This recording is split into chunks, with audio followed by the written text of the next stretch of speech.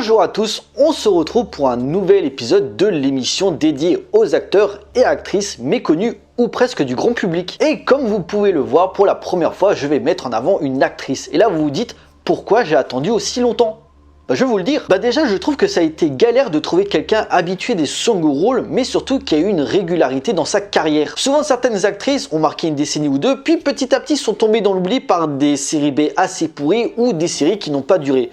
Ce qui n'est pas trop le cas aujourd'hui quand même. Avec quelqu'un de très reconnaissable par son physique assez atypique, mais aussi sa longévité dans le cinéma et la télévision via des rôles plus ou moins marquants. Une actrice à gueule comme on n'en fait plus en la personne de Linda Hunt. Remontons les souvenirs et c'est parti.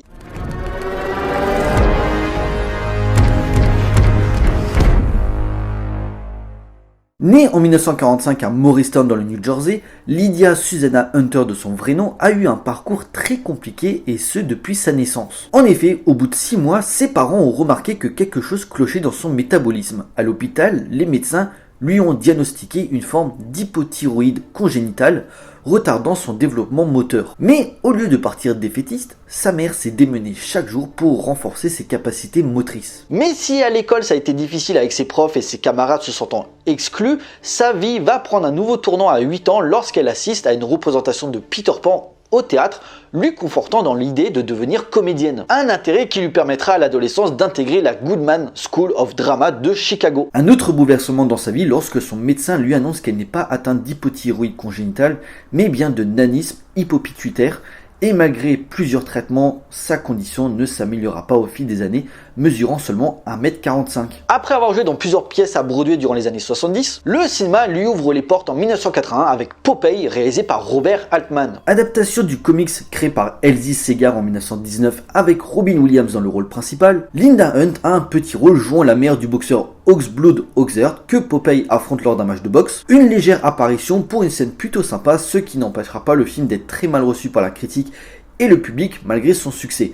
Heureusement, petit à petit, le film sera réévalué avec le temps. Après ce semi-échec, Linda Hunt va faire décoller sa carrière avec le rôle de sa vie l'année suivante dans l'adaptation du roman de Christopher Koch, L'année de tous les dangers, mise en scène par Peter Weir. Aux côtés de Mel Gibson et Sigourney Weaver, Linda Hunt joue Billy Kwan, un expatrié envoyé à Jakarta qui va se lier d'amitié avec Greg, un journaliste interprété par Mel Gibson, et l'aider à rencontrer des personnalités clés de la politique indonésienne. Alors que la situation se dégrade, elle va se révolter pour répondre aux besoins du peuple indonésien et exprimer son indignation contre la politique du président Suharto, ce qui lui vaudra d'être tué par la sécurité. Travesti en homme pour le rôle, sa performance a été saluée si bien que viendra la consécration avec en 1984 l'Oscar de la meilleure actrice dans un second rôle amplement mérité, et pourtant en face il y avait du lourd. Cher, Glenn Close ou encore Amy Irving. Dès lors, l'actrice va être très demandée et enchaîner les grosses productions, même si la gloire qu'elle espérait n'arrivera finalement jamais. En 1984, David Lynch lui donne le rôle du Shadut Mapes, une chef de l'administration Fremen qui va aider Paul Atreides dans l'accomplissement de sa destinée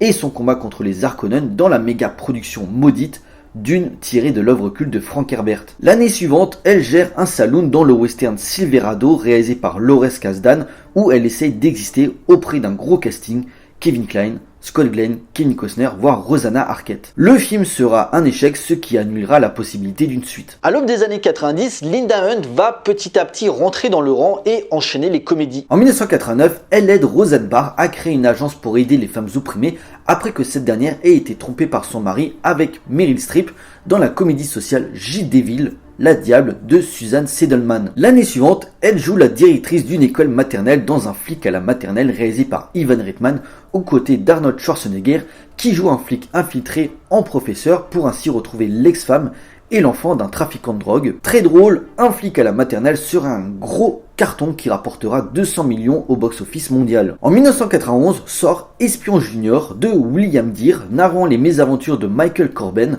un lycéen qui, en voyage linguistique en France avec sa classe, va être confondu en agent secret et être poursuivi par des tueurs. Linda Hunt est l'un d'entre eux, tout en étant la mère porteuse du gros méchant Augustus Steranko, un mégalomane qui veut prendre tout l'or du pays et qui a kidnappé son prof et ses camarades de classe. Malgré sa bonne énergie et son mélange comédie-film d'espionnage, Espion Junior ne ramènera pas les foules en salle, malgré quelques critiques positives. A noter sa présence dans le film indépendant 20 Bucks, suivant le trajet d'un billet de $20 qui passe de main en main via plusieurs transactions, jouant aux côtés de Brendan Fraser, Elisabeth Shue, Steve Buscemi ou encore Christopher Lloyd. Pour le reste, niveau cinéma, ce sera assez anecdotique à travers des rôles plus ou moins oubliables. Que ce soit l'adaptation de la série Maverick, mise en scène par Richard Donner, prêt-à-porter de Robert Altman, qui a été tourné durant la semaine de la mode à Paris, mettant en avant les top modèles et le stylisme, le thriller horrifique de Peter Yams, Relic, où elle est confrontée à une créature liée à une mutation génétique,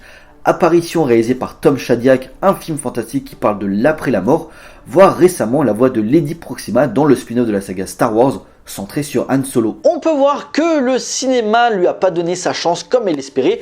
Heureusement, si le 7e art se refuse à elle, le monde de la télévision va lui donner un regain d'intérêt et redonner un nouveau souffle à sa carrière grâce à la série NCIS Los Angeles. Diffusée de 2009 à 2023 via 14 saisons, elle interprète Henrietta Lange, dit Etty, la responsable des opérations pour l'OPS, l'Office des projets spéciaux, incarnant la protectrice de la section, gérant les missions des agents Grisha Callan et Sam Hanna, le duo principal joué par Chris O'Donnell et LL Cool J. Récurrent de la saison 1 à 12, elle se fait plus rare dans les 2 dernières saisons, apparaissant également dans la série spin-off Scorpion le temps d'un épisode. Un gros succès étant au niveau des audiences la 2e série la plus regardée de la franchise, uniquement devancée par l'original. A noter qu'elle s'est aussi distinguée dans le doublage en ayant fait la voix de Grand-mère Feuillage dans les films d'animation Pocahontas pour Disney, mais également le jeu vidéo en faisant la narratrice pour la célèbre franchise God of War du premier volet en 2005 à Ascension en 2013. Elle a même inspiré le cinéaste Brad Bird pour la création d'Edna dans Les Indestructibles, un très bel hommage pour l'actrice. Craignant que son état physique ne la limite à pouvoir jouer la comédie,